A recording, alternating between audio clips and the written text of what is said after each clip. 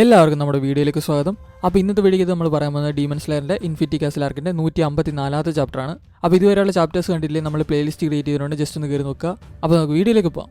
154ാമത്തെ chapter തുടങ്ങുന്നത് തന്നെ ഗീവൻ്റെ ചില ചിന്തകൾ കാണിച്ചുകൊണ്ടാണ്. ഇത് ഒരു പന്ന സിറ്റുവേഷനാണ്. എൻ്റെ കണ്ണുകൾ അടഞ്ഞു പോകുന്നു, എൻ്റെ ത്രോട്ട് ടൈറ്റ് ആകുന്നു, എനിക്ക് എൻ്റെ ഇടത് ചെവിയിൽ നിന്ന് ഒന്നും കേൾക്കാനേ സാധിക്കുന്നില്ല, എൻ്റെ വലത് കൈയിലെ ഫീലിങ്സ് എനിക്കൊന്നും ലഭിക്കുന്നില്ല. ആളുകൾക്ക് അവരുടെ ഫുൾ പൊട്ടൻഷ്യലിൽ അധിക നേരമൊന്നും ഓടാൻ സാധിക്കില്ല. ഒരു നോർമൽ ഹ്യൂമൻ അയാളുടെ ഫുൾ സ്ട്രെങ്ത് യൂസ് ചെയ്യുകയാണെങ്കിൽ അയാൾക്ക് 10 സെക്കൻഡ് മാത്രമേ തുടർച്ചയായി ഓടാൻ സാധിക്കുകയുള്ളൂ. അതേ സ്പീഡിൽ തന്നെ വീണ്ടും ഓടാൻ ശ്രമിച്ചാൽ അവർക്കത് സാധിച്ചു കൊള്ളണമെന്നുമില്ല. ഒരു ഡീമന്റെ കേസ് എടുത്തു കഴിഞ്ഞാൽ അവന് തളർച്ചയില്ല, ഇഞ്ചുറിയുമില്ല. ഇവിടെ ഫാക്റ്റ് എന്തെന്ന് വെച്ചാൽ ഞാനൊരു അപ്പർ മൂൺ ഡീമനുമായാണ് തുടർച്ചയായി ഫൈറ്റ് ചെയ്തുകൊണ്ടിരിക്കുന്നത്. എനിക്ക് ശ്വാസം എടുക്കാൻ പറ്റുന്നത് തന്നെ ഒരു മിറാക്കിളാണ്. ഗീവ് തന്റെ വാളുകൾ മുറുക്കി പിടിച്ചു. ഞാനിനി എൻ്റെ ഫ്രണ്ട്സോ ഫാമിലി ആരും എൻ്റെ മുന്നിൽ വെച്ച് മരണത്തിന് കീഴടങ്ങാൻ സമ്മതിക്കില്ല.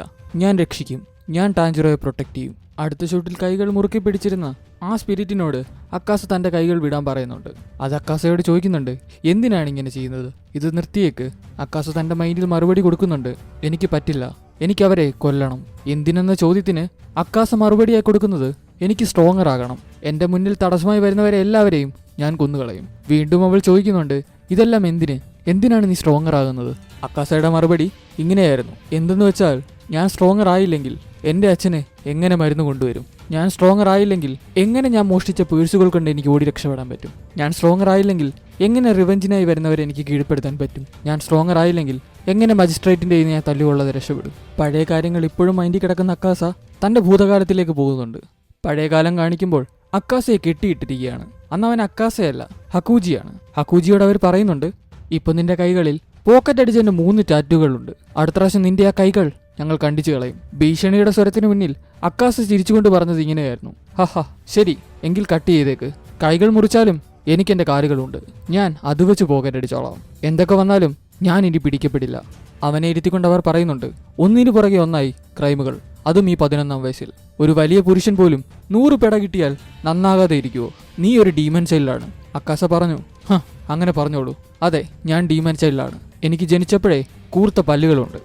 നീണ്ട ശിക്ഷയ്ക്കൊടുവിൽ ഹക്കൂജി പുറത്തിറങ്ങിയപ്പോൾ അവനെ കാത്തിരുന്നൊരു സാഡായിട്ടുള്ള ന്യൂസായിരുന്നു. അത് വേറൊന്നുമല്ല, അവൻ വീണ്ടും പിടിക്കപ്പെട്ടതിനെ തുടർന്ന് സങ്കടം സഹിക്കവയ്യാതെ അവർ അച്ഛൻ തൂങ്ങി മരിച്ചു എന്നായിരുന്നു. അവൻ്റെ അച്ഛൻ അവൻ എഴുതിയ മരണക്കുറിപ്പിൽ ഇങ്ങനെ ഉണ്ടായിരുന്നു, നീ ഒരു ഓണസ്റ്റ് ലൈഫ് ഇനി മുന്നോട്ട് കൊണ്ടുപോകണം, ആരുടെയും പണം മോഷ്ടിക്കരുത്, നിനക്കൊരു ന്യൂസൻസായി മാറിയതിൽ സോറി. അവനവൻ്റെ അച്ഛൻ്റെ കല്ലറയിൽ കെട്ടിപ്പിടിച്ചുകൊണ്ട് കരയുന്നത് നമുക്ക് കാണാം. അവൻ്റെ അച്ഛന് മരുന്ന് മേടിക്കാനാണ് അവൻ ഇങ്ങനത്തെ അതിക്രമമൊക്കെ കാണിക്കുന്നത് അറിഞ്ഞുകൊണ്ടാണ് പുള്ളിക്കാരൻ തൻ്റെ ജീവൻ തന്നെ ഒടുക്കിയത്. ഇതിനുശേഷം ഇതിനെല്ലാം കാരണക്കാരായ 7ഓളം നാട്ടുകാരെ ഹക്കൂജി ഒറ്റയ്ക്ക് നിന്ന് അടിക്കുന്ന സീൻ നമുക്ക് കാണാം. പെട്ടെന്ന് തന്നെ ഒരു പുതിയ കഥാപാത്രം അവിടേക്ക് വരുന്ന കാണാം. അയാൾ അവൻ്റെ അടുത്ത് പറയുന്നുണ്ട്, ഓ ഇത് ഇംപ്രസീവ് ആണല്ലോ, 7ഓളം പേരെ നീ ജസ്റ്റ് ഫിസ്റ്റ് വെച്ച് അടിച്ചിട്ടല്ലേ, നിനക്ക് നല്ല മസിലൊക്കെ ഉണ്ട്. പുള്ളിക്കാരൻ ഫണ്ണായിട്ടുള്ള രീതിയിൽ ചിരിച്ചുകൊണ്ട് അവൻ്റെ അടുത്ത് പറഞ്ഞു. തലയില്ലാത്ത അക്കാസ ഇങ്ങനെ ആലോചിക്കുന്ന നമുക്ക് കാണാം, ആരാണിത്, ആരെയാണ് ഞാൻ ഈ നോക്കിക്കാണുന്നത്, ഇതെല്ലാം എൻ്റെ മെമ്മറിയാണോ? നിനക്ക് എൻ്റെ ഡോജോയിലേക്ക് വരാൻ താല്പര്യമുണ്ടോ? എനിക്കിപ്പോൾ സ്റ്റുഡൻസ് ഒന്നുമില്ല. ഫ്ലാഷ് ബാക്കിൽ ആ പുതിയ ക്യാരക്ടർ നമ്മുടെ ഹക്കൂജിയൊക്കെ ചോദിക്കുന്നുണ്ട്. ഹക്കൂജി അവൻ്റെ അടുക്ക വാക്ക് തർക്കമൊക്കെ ഉണ്ടാകുന്ന കാണാം. പുള്ളിക്കാരൻ എപ്പോഴും ചിരിച്ച മുഖത്തോടെയാണ് നിൽക്കുന്നത്. ഒത്തിരി പറഞ്ഞിട്ട് ഹക്കൂജി അവനെ നേരിട്ട് ഫൈറ്റ് എടുക്കാൻ വേണ്ടിയിട്ട് ഓടി ചെല്ലുന്നുണ്ട്. അവൻ ചിരിച്ച മുഖത്തോടെ പോസ് ചെയ്തിട്ട് അവൻ്റെ മൂക്കാമ്പട്ട കിട്ടണം കൊടുക്കുന്ന സീൻ നമുക്ക് കാണാം. അടികൊണ്ട് താഴെ വീണ ഹക്കൂജി അടുത്ത സീനിൽ കാണിക്കുന്നത് പുള്ളിക്കാരൻ്റെ കൂടെ നടന്നു പോകുന്ന സീനാണ്. അയാൾ അക്കാസായിട്ടൊക്കെ പറയുന്നുണ്ട്, നീ ശരിക്കും സ്ട്രോങ്ങർ ആണ് കേട്ടോ, ഒന്നുമില്ലേലും അത്രയും വലിയ അടി കിട്ടിയിട്ട് നീ എണ്ണിക്ക് 1 മണിക്കൂറല്ലേ എടുത്തുള്ളൂ. എൻ്റെ പേര് കെയ്സോ, ഞാനിവിടെ ഒരു സൊറിയോ എന്ന് പറഞ്ഞ ഫൈറ്റിംഗ് സ്റ്റൈൽ പഠിപ്പിക്കുകയാണ്. എനിക്കൊരു സ്റ്റുഡൻറ്റ് പോലുമില്ല, ഞാൻ വേറെ വർക്കുകൾ ചെയ്താണ് ജീവിക്കുന്നത്. എനിക്ക് സിക്കായിട്ടുള്ള ഒരു മകളുണ്ട്. ഞാൻ ഇനി ജോലിക്ക് പോകുമ്പോൾ നീ വേണം അവളെ നേഴ്സ് ചെയ്യാൻ. ഞാൻ ആ ജോലിയെല്ലാം നിനക്ക് വിട്ടുതരികയാണ്.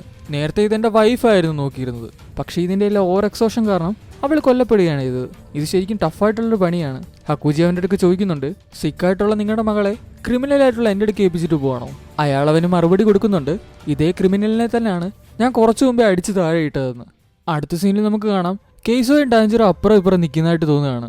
അക്കാസയ്ക്ക് മനസ്സിലാവുകയാണ്, ഇതുകൊണ്ടാണ് എനിക്ക് ടാഞ്ചറോ ഇഷ്ടമല്ലാത്തത്. ടാഞ്ചറോ എന്നെ കെയ്സോയെക്കുറിച്ച് ഓർമ്മപ്പെടുത്തുന്നു. എൻ്റെ പഴയ പാസ്റ്റുകളെല്ലാം എനിക്കങ്ങനെ ഓർമ്മ വരുന്നു. എൻ്റെ ഡോട്ടർ കൊയൂക്കി കെയ്സോ അക്കാസയ്ക്ക് പരിചയപ്പെടുത്തി കൊടുത്തു. അക്കാസയുടെ മൈൻഡിൽ വീണ്ടും അത് വരുന്നുണ്ട്, ഈ പാസ്റ്റ് എന്നെ അലട്ടുകയാണല്ലോ എന്നുള്ള ചിന്ത.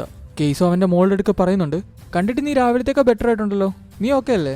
ഇവൻ്റെ പേര് പറയുന്നില്ല, ഞാൻ വരുന്നതിന് മുമ്പ് ഇവൻ്റെ പേര് നീ അവൻ്റെ വായിൽ നിന്ന് വീഴ്ത്തണം. കെയ്സോ അക്കാസനെ ചൂണ്ടി കൊയൂക്കിയുടെ അടുക്കൽ ഇത് പറഞ്ഞു. അടുത്ത സീനിൽ നമുക്ക് കാണാം കൊയൂക്കി അക്കാസർക്ക് ചോദിക്കുകയാണ്, എന്താണ് നിന്റെ ഫേസിൽ നിനക്ക് വേദനിക്കുന്നുണ്ടോ? നീ ഓക്കെ അല്ലേ? അടുത്ത സ്ലൈഡിൽ നമുക്ക് കാണാം അക്കാസയ്ക്ക് ചില കാര്യങ്ങളൊന്നും മറക്കാനേ പറ്റുന്നില്ല. ഞാൻ നിന്നെ പ്രൊട്ടക്ട് ചെയ്യും, ഞാൻ നിന്നെ ക്യൂർ ചെയ്യും, ഞാൻ നിന്നെ ഹെൽപ്പ് ചെയ്യും. തലയില്ലാത്ത അക്കാസ തന്റെ വെർത്ത്ലെസ് ആയിട്ടുള്ള ആയിട്ടുള്ള പ്രോമിസിനെ പറ്റി ഇങ്ങനെ ആലോചിക്കുന്നുണ്ട്. ഇവിടെ വെച്ചാണ് 154ാമത്തെ ചാപ്റ്റർ എൻഡ് ആവുന്നത്. അപ്പോൾ ബാക്കിയുള്ള ചാപ്റ്റർ ഉടനെ വരുന്നതായിരിക്കും. പുതിയൊരു വീഡിയോ ആയിട്ടാണ്. ബൈ.